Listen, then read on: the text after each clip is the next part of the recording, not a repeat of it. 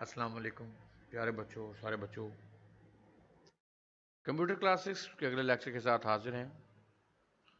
आज हम डिस्कस करेंगे सिस्टम यूनिट को। स्टार्ट करने से पहले मैं आपको एक बार दोबारा याद करवाता चलूं कि ये लेक्चर सीरीज़ का आगाज़ बच्चों की फरमाइश पे किया गया है।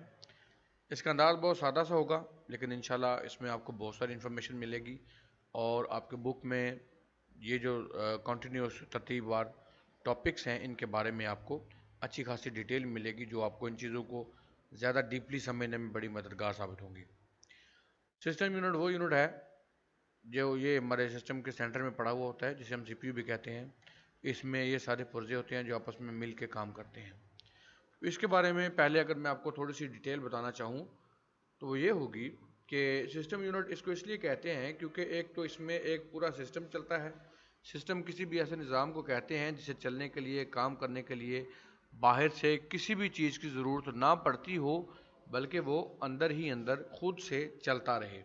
जैसे आपने अभी तक इंसान का ब्रीदिंग सिस्टम पढ़ा होगा, ब्लड सर्कुलेशन सिस्टम पढ़ा होगा, वाटर साइकिल पढ़ा होगा। ये सारे ऐसे प्रोसेसेस हैं जो ऑटोमेटिकली खुद ब खुद चलते रहते हैं। इन्हें चलने के लिए बाहर से किसी चीज़ की ज़रूरत नहीं पड़ती। या अगर आप इसका कंप्यूटर में प्रैक्टिकल करना चाहें तो आप जब इसको ऑन करते हैं तो आपने सिर्फ ये करना है कि आपने इसके पावर बटन को प्रेस करके छोड़ देना है। उसके बाद ये अपना सारा प्रोसेस खुद करके विंडोज़ लोड करके आपको डेस्कटॉप पे ले आएगा। तो इस दौरान ये जितना भी काम करता है वो सारा खुद करता है।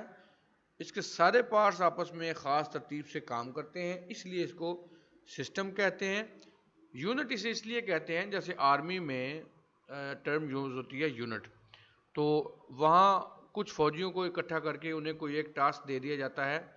वो फ़ौजी आपस में एक मखसूस तरतीब बना लेते हैं और उस तरतीब से आपस में काम करते रहते हैं।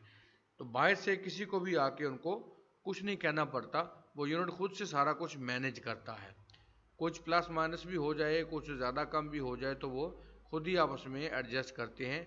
और ये भी हमारे सिस्टम को और सिस्टम के सारे डिवाइसेस को, सारे पुर्जों को ख़ास तरतीब से चलाता है, इसलिए इसको सिस्टम यूनिट कहते हैं। System unit is a box which consist of different electronic components. ये एक बॉक्स है जिसके अंदर ये सारे इलेक्ट्रॉनिक कंपोनेंट्स मौजूद होते हैं। These components are main circuit board, processor, power supply, storage device, etc. ये हो सकते हैं, इसमें मेन सर्किट बोर्ड हो जिसके ऊपर सारी डिवाइसेस को हम अटैच करते हैं। ये इसकी शेप है। ये हम जितनी भी डिवाइसेस इसमें लगाएंगे वो सारी इसके साथ कनेक्ट होंगी। उसके बाद प्रोसेसर है। ये प्रोसेसर है हमारा, छोटा सा होता है, यहाँ पे ये लगा हुआ है। पावर सप्लाई, ये प्रोसेसर का काम है कि ये जितने भी हम इसको इंस्ट्रक्शंस देते हैं उन पे अमल करता है, अमल करके हमें रिजल्ट जनरेट करके देता है। पावर सप्लाई का ये काम है कि क्योंकि बिजली हमारी जो नॉर्मल है वो तो 220 वोल्ट या ऐसे आगे पीछे आती है, तो इसका काम ये होता है कि कंप्यूटर के कुछ पुर्जों को 3 वोल्ट चाहिए, कुछ को इससे भी कम चाहिए। तो ये उस सारी बिजली को कम करके जितनी हमारे सर्किट बोर्ड को या डिवाइसेस को चाहिए उतनी उतनी बिजली आगे उनको प्रोवाइड करता है। अगर ये ना लगाएं तो ज़ाहिर है उनको करंट ज़्यादा आएगा, हर चीज़ के जल जाने का ख़तरा है। नेक्स्ट है स्टोरेज डिवाइसेस, जिन पे हम डाटा स्टोर करते हैं। वो परमानेंट भी हो सकता है, वो टेम्परेरी भी हो सकता है, लेकिन अगर हमने सिस्टम के अंदर डाटा को स्टोर करना है तो हमें उन डिवाइसेस की ज़रूरत पड़ेगी। इसमें CD ड्राइव है, DVD ड्राइव है, या इसमें हार्ड डिस्क ड्राइव है, या इसके अलावा फ्लैश ड्राइव वगैरह जो हम प्लग एंड प्ले करते हैं, यानी लगाते हैं और इस्तेमाल करते हैं, वो चीज़ें भी इसमें शामिल हैं। System unit can be found in different shapes and sizes. अब इसके शेप और इसका साइज़ एक दूसरे से मुख्तलिफ हो सकता है। मिसाल के तौर पे जो ज़्यादा हम यूज़ करते हैं उसमें ये है, एक इसे कहते हैं डेस्कटॉप, एक ये है इसे कहते हैं टावर, ये लैपटॉप है, और ये है सुपर कंप्यूटर। सुपर कंप्यूटर में और इन कंप्यूटर्स में सिर्फ इतना ही फ़र्क है, इनके अंदर एक एक हार्ड डिस्क लगी है, इसमें बहुत सारी हार्ड डिस्क लगी हैं। इनमें एक एक प्रोसेसर लगा है, इनमें बहुत सारे प्रोसेसर लगे हैं, जो सारे मिलके इसकी स्पीड को बहुत ज़्यादा तेज़ कर देते हैं, इसकी एक्यूरेसी को बहुत ज़्यादा फास्ट कर देते हैं, एक्यूरेट और ज़्यादा कर देते हैं।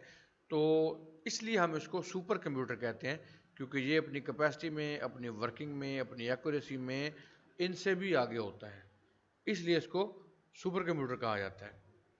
अब हम मदरबोर्ड को डिस्कस करते हैं। Motherboard is the largest circuit board in a computer. किसी भी कंप्यूटर में जो सबसे बड़ा बोर्ड है वो ये मदरबोर्ड है या मेन सर्किट बोर्ड है। It is also known as the system board, क्योंकि सिस्टम की सारी ही चीज़ें इसके ऊपर अटैच होती हैं, इसलिए इसको हम सिस्टम बोर्ड भी कहते हैं। All computer components are plugged are connected with it. जितनी भी चीज़ें हम लगाते हैं वो सारी इसी के साथ कनेक्ट की जाती हैं या अटैच की जाती हैं। और जो मेन इसके कंपोनेंट्स हैं वो ये हैं जो इसके साथ हम अटैच करते हैं। प्रोसेसर, ये प्रोसेसर है, ब्रेन ऑफ कंप्यूटर है, यही सारे काम करता है। मेमोरी चिप्स हैं जिनमें रैम है, रोम है, यहाँ पे हमारी रैम लगती है, और रोम हमारी इसमें ये रोम है इसकी, या जो हम हार्ड डिस्क लगाते हैं उसको भी रोम ही कह सकते हैं। इनपुट एंड आउटपुट डिवाइसेस, जिनसे हम इनपुट देंगे वो भी सारी, और जो प्रोसेसिंग के बाद रिजल्ट शो करेंगी वो भी सारी इसी के साथ अटैच होती हैं। स्टोरेज डिवाइसेस हमारी जितनी भी हैं वो भी हमारी इसी मदरबोर्ड के साथ अटैच होंगी। सबसे पहले इसका पार्ट है processor. Processor is the brain of a computer. ये दिमाग है कंप्यूटर का। It is made of a silicon chip fixed on the motherboard. ये सिलिकॉन चिप से बना हुआ होता है जो मदरबोर्ड के ऊपर अटैच की हुई होती है, फिक्स की हुई होती है। Its primary job is to carry out a set of instructions. इसका असल काम ये है कि ये इंस्ट्रक्शंस हर किस्म की लेता है, and process data efficiently and accurately, और हमारे डाटा को बड़ी तेज़ी से और बगैर गलती के प्रोसेस कर देता है। It converts data into information. ये हमसे डाटा लेके उसको प्रोसेस करके उसकी इंफॉर्मेशन बना देता है। It is also called CPU. इसको सीपीयू भी कहते हैं। अब ये तीनों लफ्ज़ कैपिटल हैं तो मतलब हर एक लेटर से पूरा वर्ड बनता होगा। सेंट्रल प्रोसेसिंग यूनिट भी इसको कहा जाता है। ये इसकी शेप है। Next is memory. Memory is an electronic holding place. ये जो मेमोरी है ये असल में बिजली की एक डिवाइस है जो हमारी चीज़ों को, हमारी मेमोरी को होल्ड कर लेती है, संभाल के रख लेती है। It holds instructions and data that a computer's processor can access. ये वो सारा डाटा या इंफॉर्मेशन अपने पास संभाल लेती है जिसे कंप्यूटर का प्रोसेसर यूज़ करता है। Usually the term memory refers to the RAM. आमतौर पे मेमोरी का मतलब रैम होता है। अब रैम से भी RAM तो तीन लफ्ज़ बनते हैं। Random access memory. RAM is the temporary storage area of the for the data. ये डाटा के लिए एक टेम्परेरी जगह होती है, परमानेंट यहाँ पे नहीं रह सकता। Before and after it is processed. जब हम इसको प्रोसेसिंग कर रहे होते हैं उससे पहले भी और उसके बाद भी, जब तक हम उसको सेव नहीं करते। जब सेव करेंगे तब वो रोम में चला जाएगा जहाँ पे जो वो फिक्स होती है, और उसके अंदर ये डाटा ज़्यादा देर तक महफूज रह सकता है जब तक खुद हम उसको डिलीट नहीं करते। RAM is also known as volatile memory. इसको ख़त्म हो जाने वाली मेमोरी भी कहा जाता है। It means that RAM loses data when power is switched off. इसका मतलब ये है कि जैसे हम पावर ऑफ करते हैं या बिजली बंद हो जाती है अचानक से, इसमें जो डाटा महफूज होगा वो सारा ख़त्म हो जाएगा। It is a high speed memory. ये एक तेज़ स्पीड से चलने वाली मेमोरी होती है, लेकिन होती टेम्परेरी है।